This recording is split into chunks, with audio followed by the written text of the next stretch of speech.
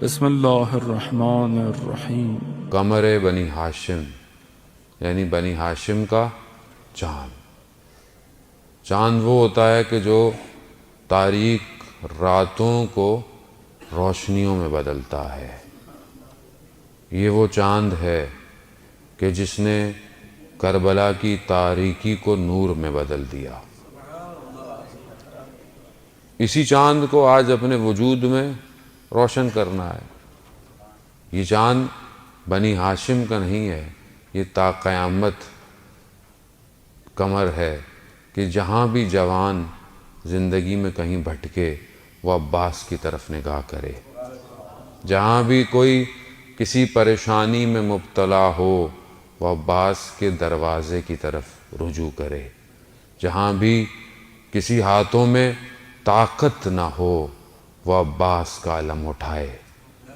یہی وہ ہاتھ ہیں عزیزان محترم کہ دشمن نے اس وقت ان دو بازوؤں کو بدن مبارک سے جدا کیا کہ یہ پرچم اسلام سرنگوں ہو جائے، مگر آج لاکھوں جوان محرم، سفر اور باقی ایام میں عباس کا پرچم اٹھا کر یہ بتاتے ہیں کہ تم نے دو ہاتھ بازو قلم کیے تھے، آج لاکھوں بازو اسی پرچم کو اٹھائے ہوئے ہیں۔ خوب اپنے آپ کو متصل کرنا ہے شب، ظاہر ہے آج وہ خوشی ہے اہل بیت کے گھر میں کہ گویا جس کی تمنا ہر ایک کر رہا ہے۔ ماہ شعبان در حقیقت میں کربلا کی تیاری ہے۔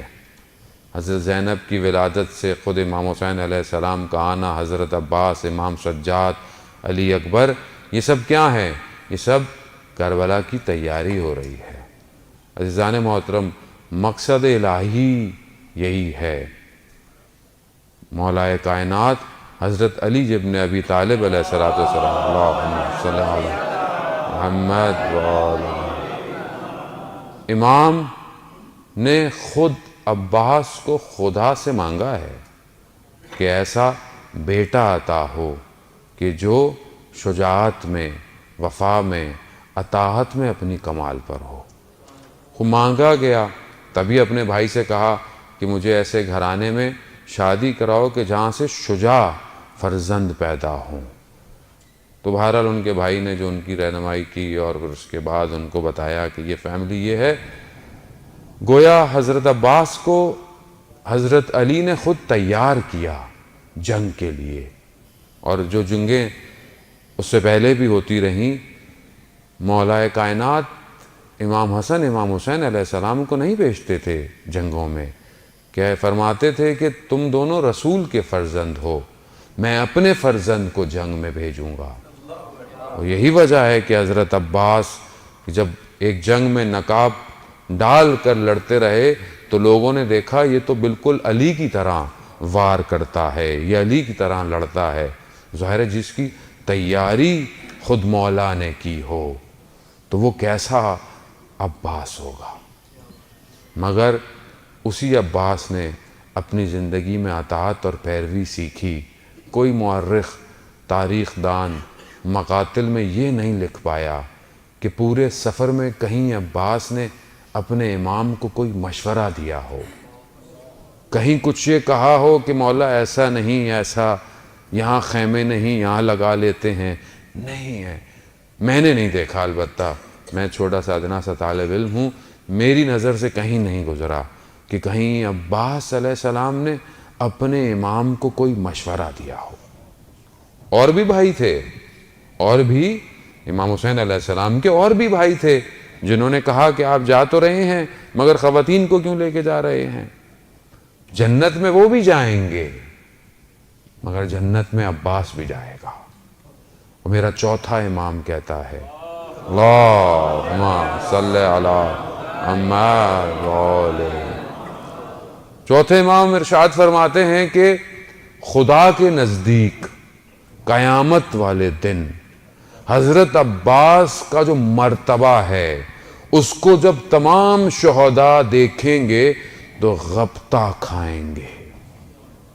یہ انسان کامل کہہ رہا ہے عزیزان محترم، یہ کسی تاریخ کا، مورخ کا، کسی خطیب کا جملہ نہیں ہے۔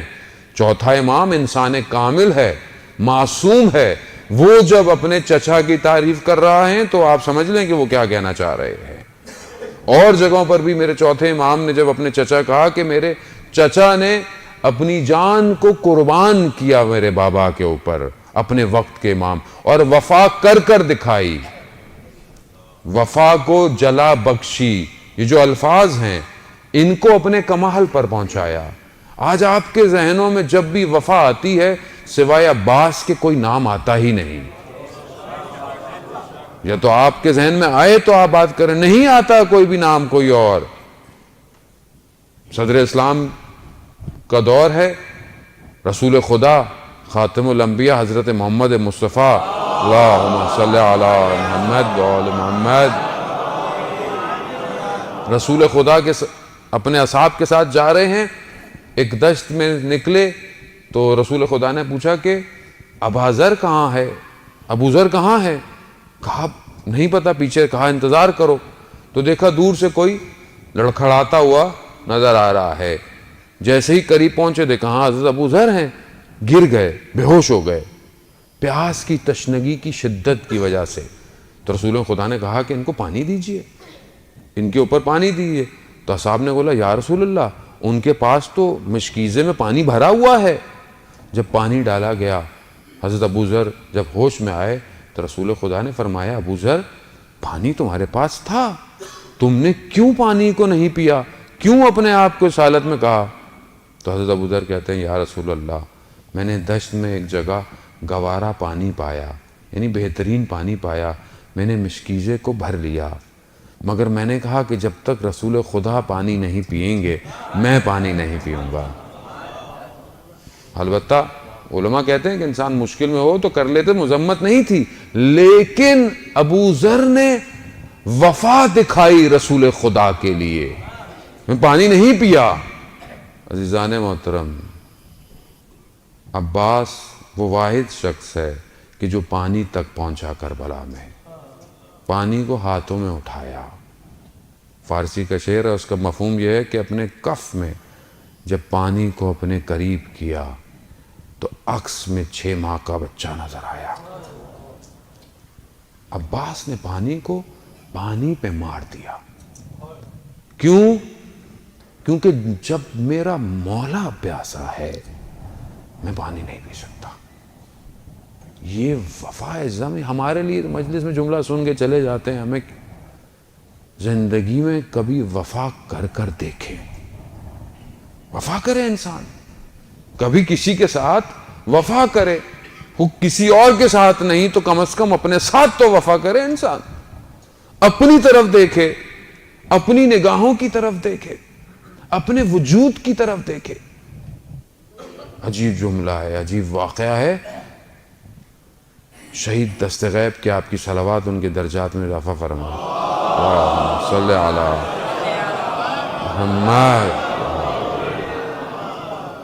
فرماتے ہیں کہ شخص فرانس میں پڑھنے گیا، وہاں پڑھتا تھا تو اس نے کتا پالا اپنے لیے، گھر کی حفاظت کے لیے، تو وہ یہ صبح پڑھنے چلا جاتا تھا، رات کو واپس آتا تھا، کتا اس کے ساتھ اندر آ جاتا تھا۔ کہتا ہے ایک دن میں واپس آ رہا تھا، شدید سردی تھی، تو میں نے اپنے چہرے کو شال سے لپیٹا ہوا، اپنے آپ کو بالکل کور کیا ہوا، تو جب میں گھر کے پاس پہنچا تو میرا کتا مجھے پہچانا نہیں، تو اس نے میرے اوپر حملہ کیا۔ حملہ کرنے سے کیا ہوا کہ میری شال میرا جو تھا وہ ہٹ گیا، تو جب اس نے دیکھا کہ میں ہوں، میری آواز سنی تو ایک دم رک گیا۔ اب میں نے جب اندر جانے لگا تو میں نے کہا اندر آؤ، تو وہ اندر نہیں آیا، تو میں سمجھ گیا کہ کتا شرمندہ ہے اپنے عمل سے۔ کہتا ہے صبح جب میں باہر نکلا تو سردی کی شدت سے کتا مر چکا تھا۔ کتے نے حیا کی اپنے مالک کے اوپر حملہ کرنے کے بعد۔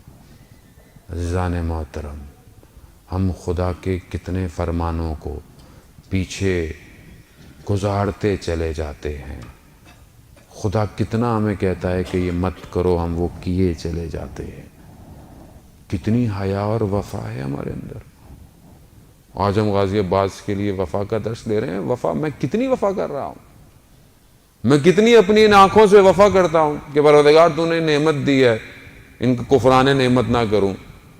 کتنی وفا ہے میری آنکھوں سے، کتنی وفا ہے میری سوچوں سے، کتنی وفا ہے کہ میں خدا کو سجدے کر رہا ہوں پھر جا کر کسی اور سے دل لگا رہا ہوں. عزیزان محترم، حضرت عباس نے وفا پر کمال اور اوج دکھایا اور جتنا کچھ کر سکتے تھے کیا، مگر اپنے امام کی اطاعت کی. اطاعت ہے وہ. آج ہم یہاں آئے کیوں ہیں؟ ویسے بھی جمعے کا دن ہے، ظہور کا متوقع دن ہے، اور ایک عجیب رابطہ بھی ہے. علماء بیان کرتے ہیں حضرت عباس کا اور امام زمانہ کا. علماء بیان فرماتے ہیں کہ جہاں پہ بھی حضرت عباس کا ذکر ہو ان مجلس میں امام زمانہ تشریف لاتے ہیں. اللہم صلی علی محمد وعلی محمد. عزیزان محترم، ہم دیکھیے کہ آج ہم وقت کا امام انشاءاللہ ان کی نظر نگاہیں ہماری طرف ہوں اور یقیناً ان کی نگاہیں ہماری طرف ہیں. اللہم صلی علی محمد وعلی محمد. خوب آئیں کہ جس طرح غازی عباس نے اپنے وقت کی امام کی اطاعت کی، ہم بھی آئیں اپنے وقت کے امام کی اطاعت کریں. بندے حقیر کو جب بھی توفیق ہوتی ہے کربلا جانے کی، غازی عباس سے میں ایک دعا ہمیشہ مانگتا ہوں زری کو پکڑ کے.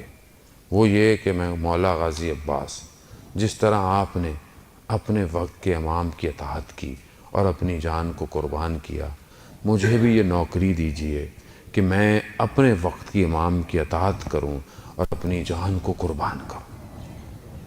عزیزان محترم، تو غازی عباس کا ذکر سننے آئے اور وفا کے پیکر کا ذکر سننے آئے، اطاعت ذکر سننے آئے، اور دل میں یہ کہیں خیال ہی نہ ہو کہ میں بھی تو اپنے وقت کے امام پر قربانی دوں.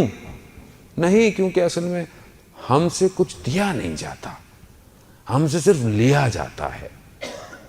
ہم لوگ کیا ہیں؟ ہم علم کیوں اٹھاتے ہیں؟ منت پوری ہو جائے. علم پہ جاتے کیوں ہیں؟ منت پوری ہو جائے. کسی دن علم سے آواز آ گئی کہ اپنی جان دو، اس دن کتنے علم اٹھائیں گے ہم؟ عزیزان محترم، میں حقیقت آپ سے بیان کر رہا ہوں. منع نہیں ہے اہل بیت سے مانگنا، وہ تو ہے ہی مانگنے کے لیے. وہ تو کہتے ہیں مانگو ہمارے در سے آؤ، ان کے در نے تو عطا کرنا ہے. خدا مغفرت کرے ہماری والدہ کو، ان کی جاننے والے تھیں، اہل سنت برادران میں سے تھے، محلے میں رہتے تھے. 8-9 سال ہو گئے تھے، ان کے یہاں اولاد نہیں ہوتی تھی.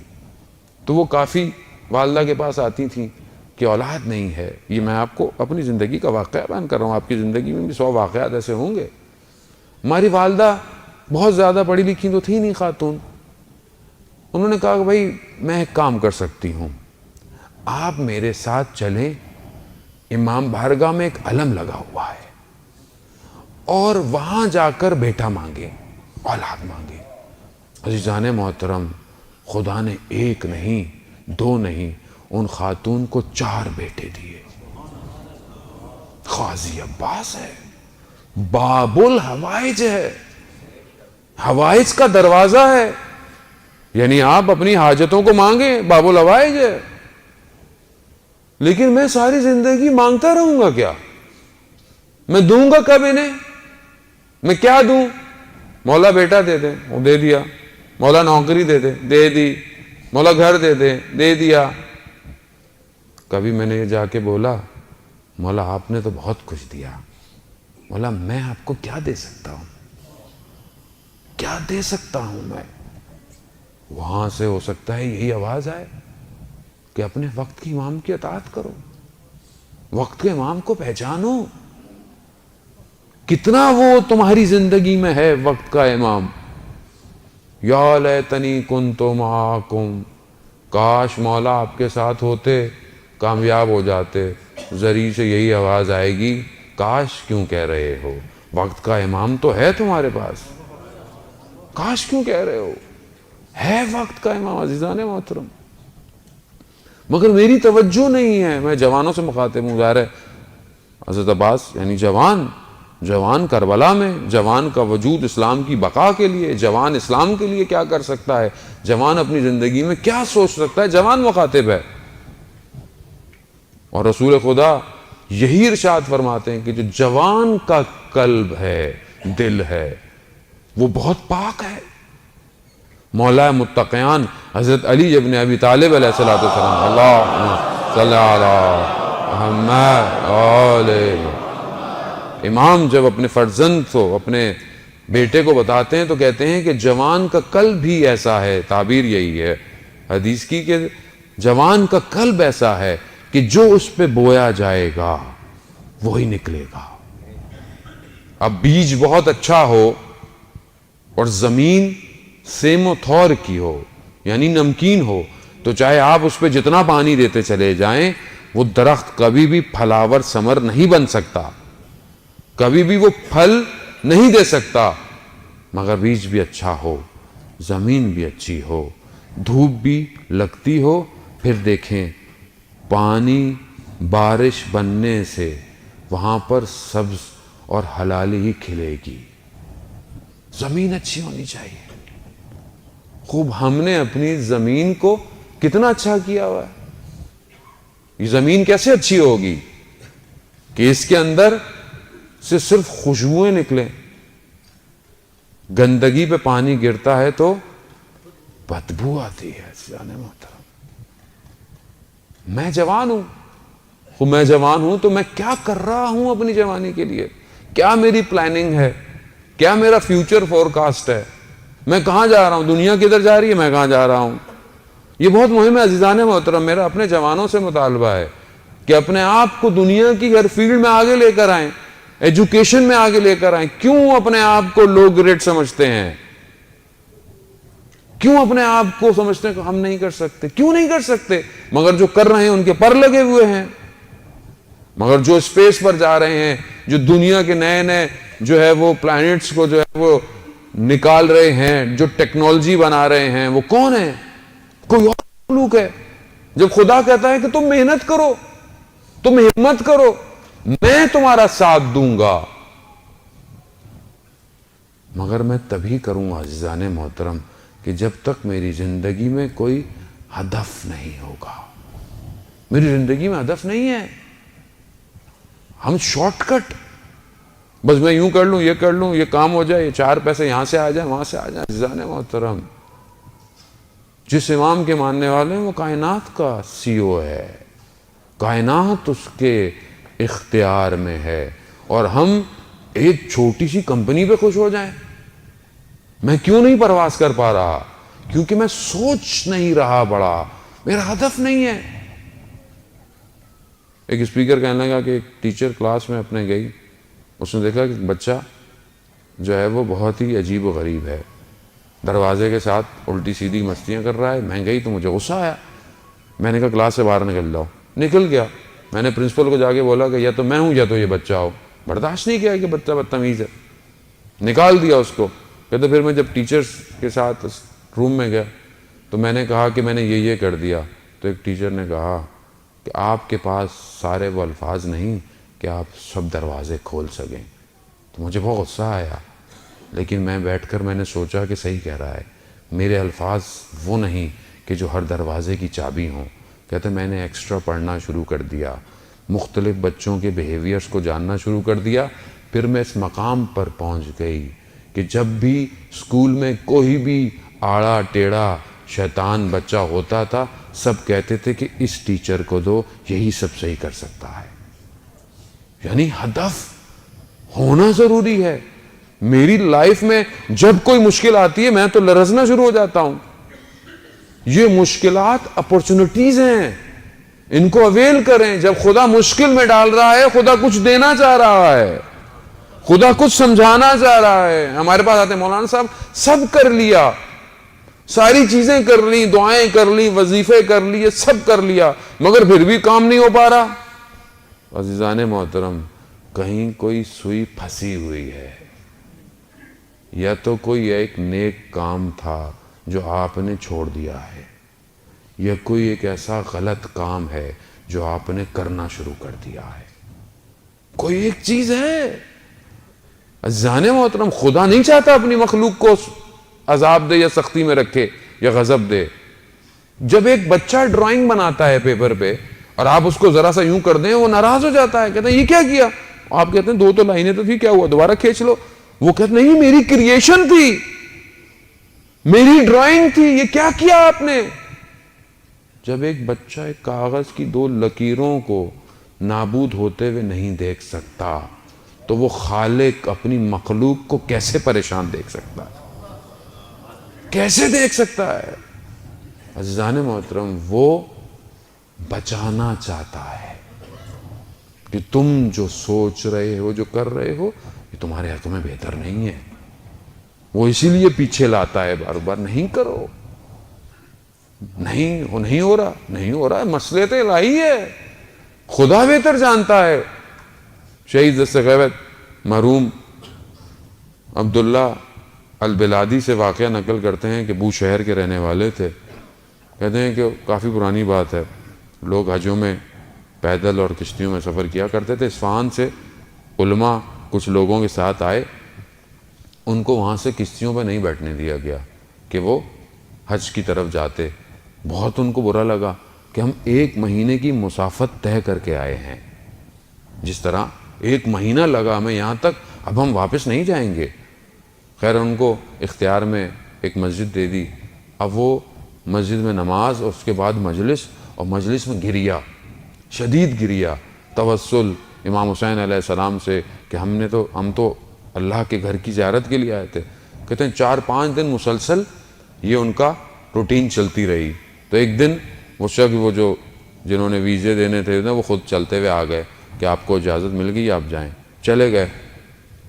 وہ عالم دین کہتے ہیں کہ میں نے کچھ مہینوں کے بعد ایک شخص کو دیکھا جو انہی کے گروہ میں تھا، اس کی عجیب سی حالت تھی. تو میں نے کہا کہ تم تو انہی علماء کے ساتھ نہیں تھے جو اصفہان سے آئے ہوئے تھے عالم دین اور ان کے ساتھ؟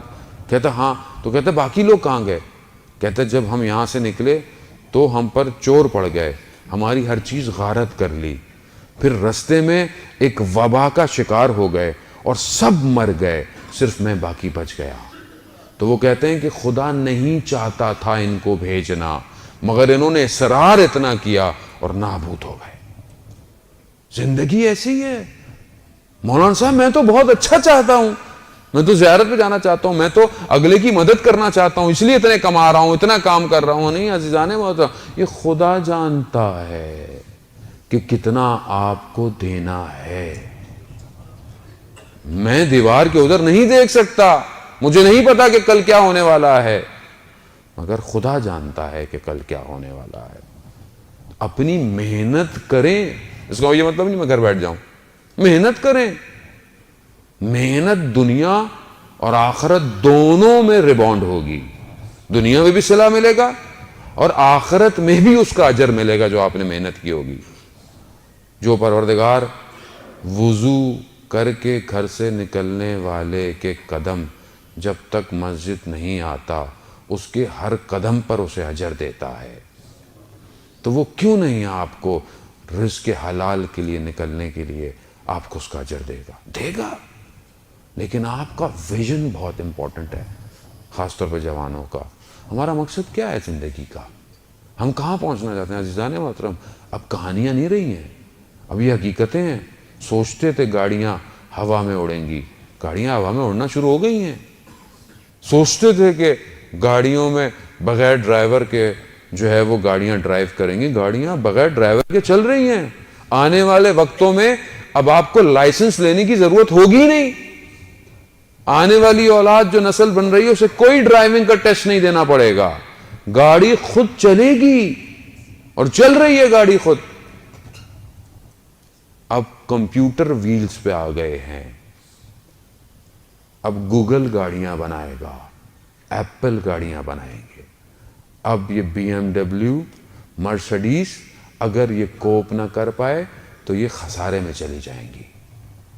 اس دور کے لیے میرے پاس کیا پلاننگ ہے؟ ہمارے استاد ایک بہت بڑے عالم کا واقعہ بیان کرتے ہیں. غالباً وہ اصفہان میں بہت بڑے فلاسفر گزرے ہیں۔ اس زمانے میں جو دور تھا، اصفہان دارالخلافہ تھا، جو حکومت تھی، جو حاکم تھا، اس کے گھر میں کوئی مشکل ہو گئی، حرم میں مشکل ہو گئی، ازواج میں، بیٹیوں میں۔ تو ایک بیٹی جو کہ ظاہر ہے شہزادی تھی، وہ حرم سے نکل گئی۔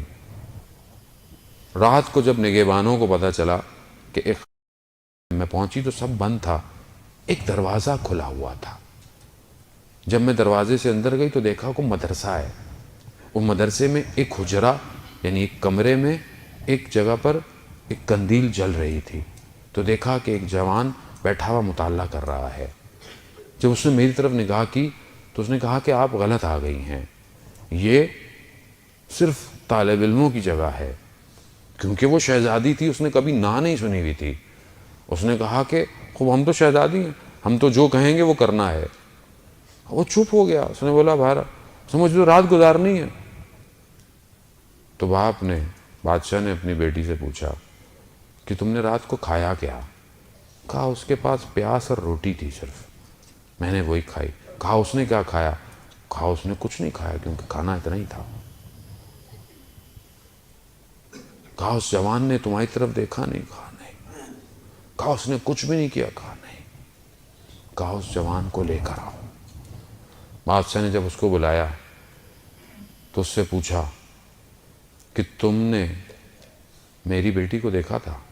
کہاں ایک نگاہ پڑی تھی، وہ بھی غیر عمدن جب وہ آئی۔ کہا کیسی تھی؟ کہا میں نے اس سے خوبصورت لڑکی نہیں دیکھی دنیا میں۔ تو کہا پھر یہ کیسے ممکن ہوا کہ تم اوج جوانی پر سب کچھ ہوتے ہوئے تم نے لڑکی کو دوبارہ دیکھا تک نہیں؟ تو اس لڑکے کے ہاتھ اپنے اندر تھے، اس نے اپنے ہاتھوں کو باہر نکالا، اس کی ساری انگلیاں جلی ہوئی تھی۔ اس نے کہا کہ جب بھی میرے ذہن میں یہ وسوسہ آتا تھا تو میں خدا کی طرف متوجہ ہوتا تھا، کہتا تھا پروردگار تو ہی ہے جو میری عفت کو بچا سکتا ہے۔ میں اپنی انگلی کو اس جلتی ہوئی قندیل پر رکھ دیتا تھا کہ دنیا کی آگ سے زیادہ خطرناک قیامت کی آگ ہے۔ کہتا ہے ایک ایک کر کے میں نے اپنی ساری انگلیاں جلا دی اور پھر صبح ہو گئی۔ اللہ اکبر۔ بادشاہ نے کہا کہ کیا میری بیٹی سے شادی کرو گے؟ کہا میں تو ایک طالب علم، میرا تو کچھ پتہ ہی نہیں ہے۔ کہا جو تمہارے پاس ہے وہ ایک خاص عطا ہے جو کسی کے پاس نہیں۔ تو کہتے ہیں کہ وہ میر داماد تھا یا ان کے والد تھے جو ملا صدرہ کے بھی استاد تھے۔ عزیزان محترم، کتنا میں اپنی عفت کو بچا رہا ہوں۔ یہ آپ نے پہلی دفعہ سنا ہو، ہم نے اپنے استاد سے جملہ پہلی دفعہ سنا۔ ہم عفت پاک دامنی صرف عورتوں کو سمجھتے ہیں کہ اپنی عفت کو بچائے، اپنی نہیں۔ عزیزان محترم، جوان پاک اپنی عفت کو بچائے، ایک ایک نگاہ سے، ایک فلم، ایک تصویروں سے اپنی پاک دامنی کو تار تار مت کرے۔ یہی تو ہوگا کہ پھر آپ بولے ہاں جس طرح حضرت عباس نے وفا کی اپنے مولا سے، میں بھی وفا کر سکتا ہوں اپنے مولا سے۔ پاک دامنی کریں عزیزان، پاک ہوں۔ مشکل نہیں ہے کوئی کام، سخت ہے، لیکن سختیوں کو برداشت کرنا پڑے گا۔ ایسے تھوڑی وقت کے امام کی فوج میں نوکری مل جائے گی۔ اب آپ ملکوں کی فوجوں میں داخلہ لیں، کیسا ہوتا ہے؟ ذرا سی پاؤں غلط پڑ رہا ہو، انگلی ٹیڑھی ہو، ریجیکٹ۔ اور یہ امام کی جو فوج ہے یہ صرف ظاہری بدن کو نہیں دیکھے گی، یہ سوچوں کو بھی دیکھے گی، تنہائی کو بھی دیکھے گی، سجدوں کو بھی دیکھے گی، کہ جو اس میں پورا اترے گا آ جائیے۔ صرف باتوں سے ہم وقت کے امام تک نہیں پہنچ سکتے عزیزان محترم۔ وقت امام کا مقصد گفتگو کا مولا عباس کی ولادت والا دن یہی تھا کہ وقت کا امام اپنے وجود کو ایک نگاہ کو ہماری مجلس پر ڈالے، بس ایک نگاہ، سلام ہو میرا کہ جو حالت قنوت میں ہے، شاید قنوت میں میرے لیے دعا کر لے۔ ایک عالم دین نجف میں جب اپنا درس دیا کرتے تھے تو اپنے درس سے پہلے وقت کے امام کی گفتگو کرتے تھے، اور درس کے بعد بھی وقت کے امام مشہور ہو گئے تھے کہ وقت کے امام کا ذکر بہت کرتے ہیں۔ تو وہ جو عالم دین جنہوں نے واقعہ بیان کیا کہتا ہے میں ان کا شاگرد تھا، میں ایک دن درس سے پہلے پہنچ گیا، میں جیسے ان کی خدمت میں پہنچا تو دیکھا کہ بہت ناراض بیٹھے ہوئے ہیں، چہرے سے کوئی کرب نظر آ رہا ہے، تکلیف میں ہے۔ تو میں نے بولا کہ کیا ہو گیا؟ کہا امتحان ہوا اور میں فیل ہو گیا۔ کہا کیسا امتحان؟ کہتا ہے میں رات کو خواب سو رہا تھا، میں نے خواب میں دیکھا کہ شور مچ رہا ہے، تو میں نے بولا کیسا شور ہے؟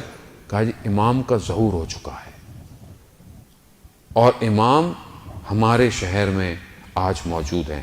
تو جب میں نے یہ سنا تو میں اٹھا، میں نے اچھے سے کپڑے پہنے، اور میں جب باہر نکلا تو دیکھا کہ لوگ چہل ادھر ادھر، کوئی ٹکرا رہا ہے، کوئی جا رہا ہے، تو میرے لباس سے بھی لوگ ٹکرائے، اور میں نے کہا کہ یہ عجیب ہے، لوگ یہ مجھے پہچان نہیں رہے، میں اتنا بڑا استاد ہوں۔ اللہ اکبر، کہتے کسی نے میری طرف اعتنا ہی نہیں کی، کسی نے توجہ ہی نہیں کی، کوئی چڑھ رہا ہے، کوئی گزر رہا ہے، ایک عجیب شور ہے۔ کہتا ہے میں نے بڑی مشکل سے اپنے آپ کو امام تک پہنچایا۔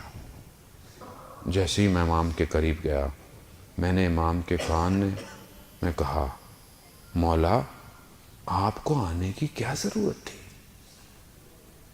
ہم تھے نا۔ اللہ اکبر، اللہ اکبر۔ عزیزان محترم، جو آج تیار نہیں ہے، یہ ممبر چھوڑنا آسان نہیں ہے عزیزان محترم۔ جب امام آئیں گے، میں مولا سے کہوں مولا میں مجلس پڑھنے جا رہا ہوں، امام نے کیا کہنا ہے؟ امام بولے مجلس تو ہم پڑھیں گے، تم تھوڑی پڑھو گے۔ کیا میں اپنے آپ کو تیار کر رہا ہوں؟ میں اپنی بات کر رہا ہوں، آپ اپنے حساب سے، میرا کام یہی ہے۔ میں تیار ہوں کہ جب امام آئیں گے بولوں گا مولا سب چھوڑ دیا آپ کے لیے، کہاں نوکری کرنی ہے، کہاں جانا ہے، آگے رہنا ہے پیچھے رہنا ہے، گھوڑوں کو پکڑنا ہے، کسی کو کھانا کھلانا ہے، کسی کو کیا کرنا ہے، میں آمادہ ہوں؟ نہیں، کیونکہ میں تو اس چکر میں ہوں کہ مجھے بھی اگر امام بھی آئے تو مجھے کوئی ہائیلی کوالیفائڈ جگہ ملے۔ اللہ اکبر۔ عزیزان محترم، پھر امام نہیں آئیں گے جب تک میں تیار نہیں ہوں اپنے آپ کو سب چھوڑنے کے لیے۔ کربلا ہے ہی یہی، عباس کا ذکر ہے ہی یہی کہ سب چھوڑ دو، ہاتھ میں پانی بھی آئے تو اس کو بھی پھینک دو۔ کیوں؟ کیونکہ وقت کا امام پیاسا ہے، وقت کا امام منتظر ہے۔ عزیزان محترم، وقت کے امام کی طرف توجہ دیجئے۔ میں نے نہیں کی، کاروان آئے گا اور چلا جائے گا، میں رہ جاؤں گا۔ اس نسلوں کے ان بچوں کو امام کے لیے بڑا کیجئے۔ اپنے گھر میں دن میں ایک دفعہ بچوں کے ساتھ کھانا کھائیے اور ان سے کہیے کہ بیٹا وقت کے امام کو یاد کرو، تم امام کے لیے ہو، تمہارا پڑھنا، تمہارا اٹھنا، تمہارا چلنا سب امام کے لیے ہے۔ ورنہ عزیزان محترم وہ میری ماں کی محنت ضائع ہو جائے گی کہ جس نے مجھے ناد علی کہہ کر بڑا کروایا، اور جس نے مجھے اپنی گودوں میں اٹھا کر امام حسین کی مجلسوں میں رونا سکھایا۔ محنت کو ضائع مت ہونے دیں۔ آج ماڈرن زمانہ ہو گیا ہے، آج ہم بہت زیادہ گھروں میں بیٹھے ہوئے لائیو پروگرام مجلس سن رہے ہوتے ہیں۔ ٹھیک ہے، جس کی مجبوری ہے، لیکن جو اٹھ کے چل کے آ سکتا ہے۔ کسی کو یہ خطرہ ہے میری نوکری چلی جائے گی، میری گاڑی کو کوئی دیکھ لے گا۔ عزیزان محترم، آج یہ خطرے برداشت نہیں ہو رہے، کل جب آپ امام آئیں گے تو آپ کیا کریں گے؟ رزق مگر خدا کے پاس نہیں ہے، رازق مگر خدا نہیں ہے۔ ابن آئے آدم، پروردگار کہتا ہے آدم میں تجھ سے کل کی عبادت نہیں مانگ رہا، تو کیوں کل کے رزق کے لیے پریشان ہے؟ جب اس کا تقاضا ہی نہیں ہے کل کی عبادت کا مجھ سے، تو میں کیوں پریشان ہوں؟ تبھی پروردگار نے کہا آدم اگر تو ویسے کرے گا جیسے میں چاہتا ہوں تو میں تجھے سب کچھ دے دوں گا، لیکن اگر تو نے ویسا نہ کیا تو جانور کی طرح زمین پر دوڑتا پھرے گا، مگر پھر بھی تجھے وہی ملے گا جو میں نے تیرے لیے لکھا ہے۔ زندگی گزر گئی، رب کو راضی کریں، رب راضی تو سب راضی، اور رب راضی نہیں تو دنیا راضی ہو جائے۔ ایک شمع بھی قبر میں روشن نہیں کر سکتی دنیا، یہ عمل ہے جو قبر کو نور دے گا۔ بس میں اس سے زیادہ آپ کو مزاحم نہیں ہونا چاہتا، آج مجھے تھوڑا سا انہوں نے پہلے بٹھا دیا کہ بھائی شعروں کو پڑھنے دیا کرو، تم اپنی تقریریں سناتے رہو گے، ڈپریشن میں پبلک گھر نہیں جانا چاہتی، تھوڑے شعر ویر بھی سننا چاہتی، صلوات بھیج دیں محمد وال۔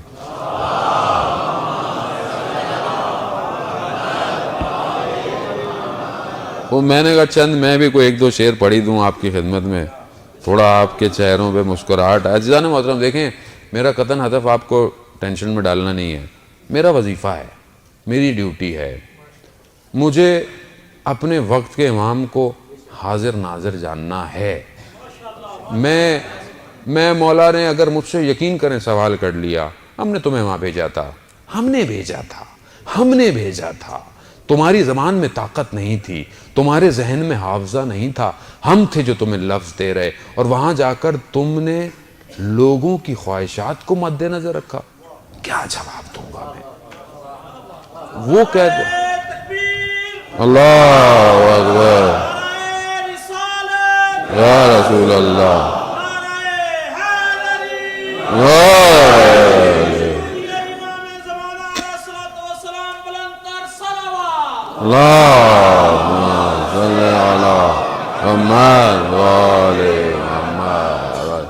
عزیزان محترم چند شعر، اس کے بعد ماشاءاللہ یہاں شاعر موجود ہیں ماشاءاللہ، وہ بہتر آواز میں پڑھیں گے، میری تو اردو بھی بہت اچھی نہیں ہے، تو بہرحال یہ ہمارے دوست عالم دین ہیں، ان کا کلام ہے کہ بے نوا ہے تعلق کیا بتلائیں کیا عباس ہے، بے نوا ہے نطق، سوری معذرت کیونکہ نگاہ بھی کمزور ہو چکی ہے، بڑھاپے کی نشانی ہے، بے نوا ہے نطق یعنی زبان نہیں بتا سکتی، بے نوا ہے نطق کیا بتلائیں کیا عباس ہیں، مدعائے حیدر کا زہرا کی دعا عباس ہیں، نازش دل بندے پیغمبر وقار ہاشمی، غفلت عمران غرور عظمت عمران غرور لافتہ عباس ہیں، پیکر صبر و رضا تجسیم عشق سرمدی، محرم سر نہاں حق آشنا عباس ہیں، وارث شمشیر حیدر واقف رمز جہاد، صف شکن غازی قتیل کربلا عباس ہیں، گلشن عشق و ولا کی نکھت جان آفرین، آبروئے مشہد ملک وفا عباس ہیں، مانع باب الحوائج کاشف کرب و علم، کشتہ شمشیر اسیاں کی دوا عباس ہیں۔ اور یہاں میں آپ کو ایک باب الحوائج کی ایک تسبیح بھی دیتا چلا جاؤں، ہمارے استاد نے بھی آغا تحریری نے، کہ جب انسان بہت مشکل میں ہو اور حضرت عباس سے توسل اگر آپ نے کرنا ہے تو 132 دفعہ یا کاشف الکرب ان وجہ الحسین اکشف کربی بحق عقیق الحسین، اس کو پڑھیے انشاءاللہ، زندگی کی مشکلات جو ہیں وہ باب الحوائج جانے اور آپ کی مشکلات کو انشاءاللہ مولا حل کریں، اور جب یہاں سے آج اٹھیں تو انشاءاللہ مولا ہماری ساری مشکلات حل کریں۔ ابتدائے الطاف کی اور انتہا اکرام کی، یوسف خوش رو کے دل کا مدعا عباس ہیں، مشترک قدریں فضائل اور مصائب کی کہوں، مشترک قدریں فضائل اور مصائب کی کہوں، پیاس صحرا مشق پرچم الکما عباس ہیں، ہے شہادت کی تمنا حضرت عباس کو، اور شہادت کی تمنا باخدا عباس ہیں۔ اسرار اہل حرم کا ہیں حسین ابن علی، اور حسین ابن علی کا آسرا عباس ہیں۔ کربلا خون شہیدان وفا کی ہے امین، اور امین رفت کرب و بلا عباس ہیں۔ جس طرح حیدر رہے ہیں بدر سے صفین تک، کربلا کے دشت میں یوں رونما عباس ہے۔